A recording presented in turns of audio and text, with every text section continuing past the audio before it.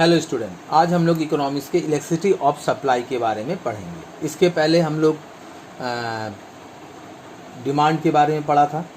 तो elasticity of supply जैसे हमने वहाँ पढ़ा था कि ड्यू टू कॉज जब किसी कमोडिटी के क्वांटिटी सप्लाई में चेंज आता है तो उसको मेज़र करने के लिए जिस प्रोसेस को हम लोग फॉलो करते हैं उसको इलेक्ट्रिसिटी ऑफ डिमांड कहते थे। तो यहाँ हम लोग सप्लाई की बात कर रहे हैं और डिमांड और सप्लाई दोनों ही क्या है आपके ऑल्सो एक क्वालिटिव स्टेटमेंट है। This law of supply only establish the direction of change in quantity supply due to change in price but not present of the qualitative changes in supply due to change in price. तो ये सिर्फ quantitative supply की change के बारे में बताता है, ना कि क्वालिटिव चेंज के बारे में बताता है।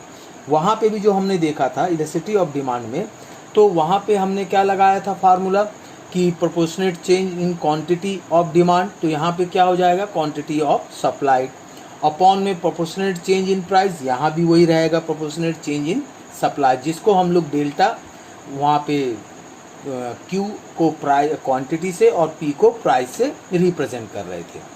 तो यहाँ जो फार्मूला है ES is equal to delta QS यानी quantity supply upon QS upon delta P upon P। तो डेल्टा Q एंड P ये रिप्रेजेंट करता है change in quantity of supplied और चेंज ऑफ प्राइस को। तो ये जो इलेक्ट्रिसिटी ऑफ सप्लाई है इसको भी हम लोग उसी तरह से 5 सेक्टर में बांट सकते हैं। Perfectly electric supply, greater than unitary electric supply, unitary electric supply, less than unitary electric supply और परफेक्टली इनइलेक्ट्रिक सप्लाई।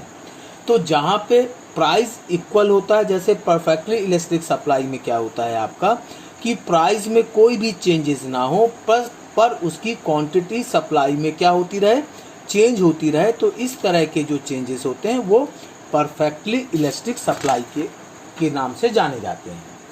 सेकंड जो होता है greater than unitary electric supply, जहां ES ग्रेटर देन होता है 1 से, यानी कि आपके प्राइस में जो चेंजेस हो रहे हैं उससे ज़्यादा उसकी क्वांटिटी सप्लाई में जब चेंज होता है तो उसको हम लोग क्या कहते हैं, greater than unitary electric supply. For example के लिए अगर प्राइस में 10% का चेंज हो रहा है तो उसकी क्वांटिटी सप्लाई में 20 से 30% का चेंज हो जाए। थर्ड होता है यूनिटरी इलेक्ट्रिक सप्लाई, जहाँ पे कि प्राइस और क्वांटिटी सप्लाई दोनों इक्वल हो। अगर एक में 10% का प्राइस में अगर 10% का चेंज हो रहा है तो क्वांटिटी सप्लाई में भी 10% का ही चेंज होना चाहिए। चौथा है less than unitary electric supply, यहाँ पे प्राइस में ज़्यादा चेंजेस होते हैं और क्वांटिटी सप्लाई में कम चेंज होते हैं। अगर प्राइस में 20% के चेंज आ रहे हैं तो क्वांटिटी सप्लाई में 10% का चेंज आता है। परफेक्टली इलेक्ट्रिक सप्लाई में जहाँ प्राइस कम ज़्यादा होने पर भी, परफेक्टली इनइलेक्ट्रिक सप्लाई में जहाँ प्राइस में कोई भी चेंज होने पर उसकी क्वांटिटी सप्लाई में कोई भी चेंजेस नहीं आता है, इसको हम लोग परफेक्टली इनइलेक्ट्रिक सप्लाई कहते हैं।